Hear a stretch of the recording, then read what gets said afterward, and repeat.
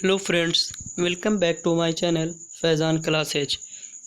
दोस्तों, आज हम लोग हिस्ट्री का अध्याय 1 जिसका नाम है यूरोप में राष्ट्रवाद, इसके महत्वपूर्ण ऑब्जेक्टिव क्वेश्चंस को इस वीडियो में देखेंगे। यदि आपने इसका सब्जेक्टिव क्वेश्चन यानी कि गैर वस्तुनिष्ठ प्रश्नों को नहीं देखा है तो उसका लिंक डिस्क्रिप्शन बॉक्स में दिया हुआ है, आप जा कर के उस वीडियो को देख सकते हैं। दोस्तों, पहले आप जा कर के सब्जेक्टिव क्वेश्चन को देखें, उसके बाद ही फिर ऑब्जेक्टिव क्वेश्चंस को देखें, जिससे आपको सही सही समझ में आएगा। तो चलिए दोस्तों, वीडियो स्टार्ट करते हैं। तो इस अध्याय का पहला प्रश्न है कि इटली तथा जर्मनी वर्तमान में किस महादेश के अंतर्गत आते हैं। तो यूरोप महादेश के अंतर्गत आते हैं। विश्व में टोटल 7 महादेश हैं, जिसमें ये यूरोप महादेश है। दूसरा प्रश्न है कि फ्रांस में किस शासन वंश की पुनर्स्थापना वियना कांग्रेस द्वारा की गई थी। तो बुर्बो वंश द्वारा। 3 नंबर प्रश्न होगा कि मेजीनी का संबंध किस संगठन से था। तो कार्बोनरी। 4 नंबर प्रश्न देखेंगे कि इटली एवं जर्मनी के एकीकरण के विरुद्ध निम्न में से कौन था। तो ऑस्ट्रिया था, और ऑस्ट्रिया का जो चांसलर था वो मेटरनिक था। तो मेटरनिक यानी कि ऑस्ट्रिया विरुद्ध था। काउंट काबूर को विक्टर इमैनुएल ने किस पद पर नियुक्त किया। तो प्रधानमंत्री के पद पर। अगला प्रश्न है कि गैरिबॉल्डी पेशे से क्या था। तो गैरिबॉल्डी पेशे से एक नाविक था, यानी कि नाव चलाने वाला था। 7 नंबर प्रश्न है कि जर्मन राइन राज्य का निर्माण किसने किया था। तो नेपोलियन बोनापार्ट ने किया था। 8 नंबर प्रश्न देखेंगे कि जालवेरिन कैसी संस्था थी। तो जालवेरिन जो थी वो व्यापारियों की एक संस्था थी। उसी के साथ 9वां सवाल है कि रक्त एवं लौह की नीति का अवलंबन किसने किया।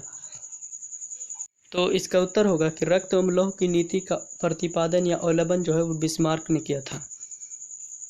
अगला प्रश्न देखते हैं कि फ्रैंकफर्ट की संधि कब हुई थी। तो फ्रैंकफर्ट की संधि 1871 ईस्वी में हुई थी।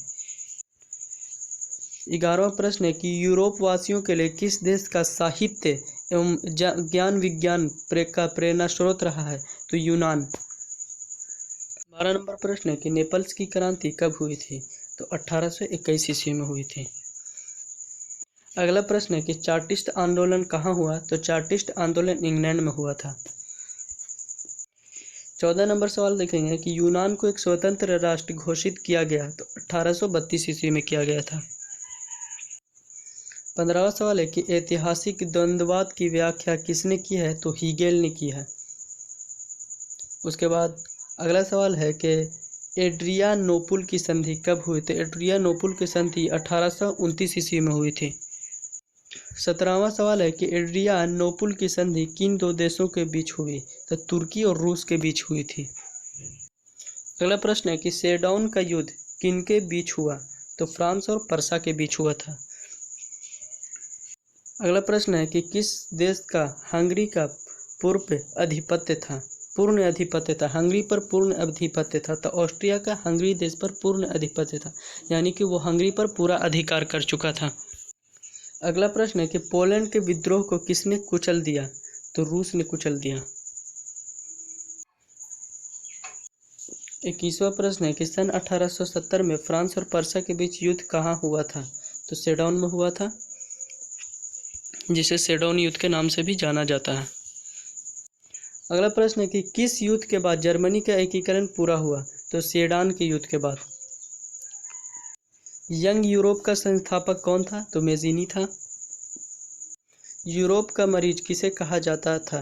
तो तुर्की को कहा जाता था। और अगला प्रश्न है कि वियना कांग्रेस से कब हुआ था। तो वियना कांग्रेस 1815 ईस्वी में बना था।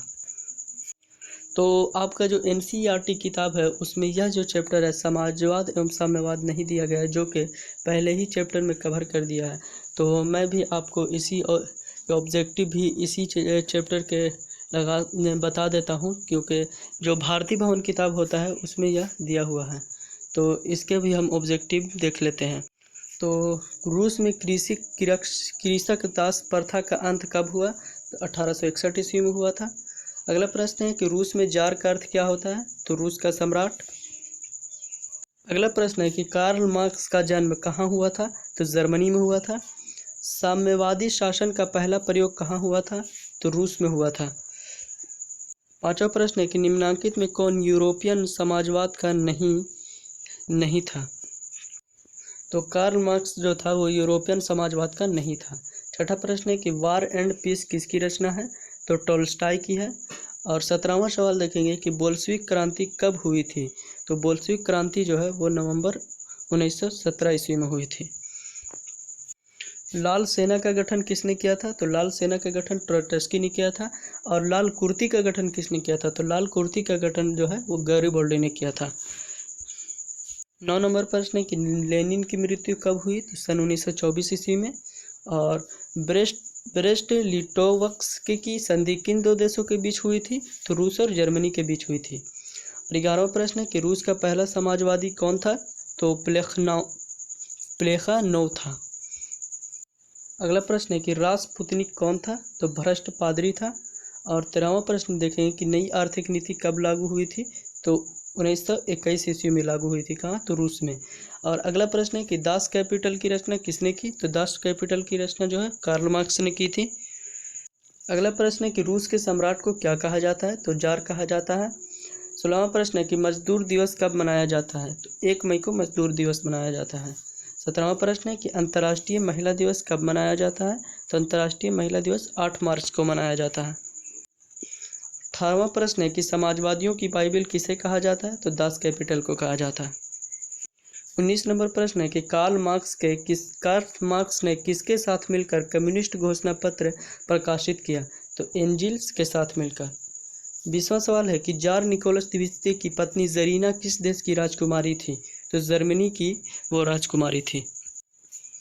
अगला है कि साम्यवादी घोषणा पत्र के लेखक कौन थे। तो कार्ल मार्क्स और एंगल्स दोनों थे।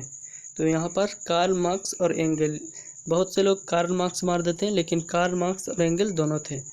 22वां प्रश्न है कि निम्नलिखित में से किसे साम्यवाद के संस्थापक के रूप में माना जाता है। तो कार्ल मार्क्स को। और जो आखिरी प्रश्न है कि दास कैपिटल का प्रकाशन किस वर्ष हुआ था। तो सन 1867 ईस्वी में हुआ था।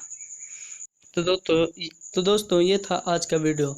आशा करता हूँ कि वीडियो आपको अच्छा लगा होगा। अच्छा लगा तो इसे लाइक कीजिए, दोस्तों के पास शेयर कीजिए। और ऐसे ही वीडियोस देखने के लिए हमारे चैनल फैज़ान क्लासेज को सब्सक्राइब कीजिए। तब तक के लिए मिलते हैं अगली वीडियो में। जय हिंद।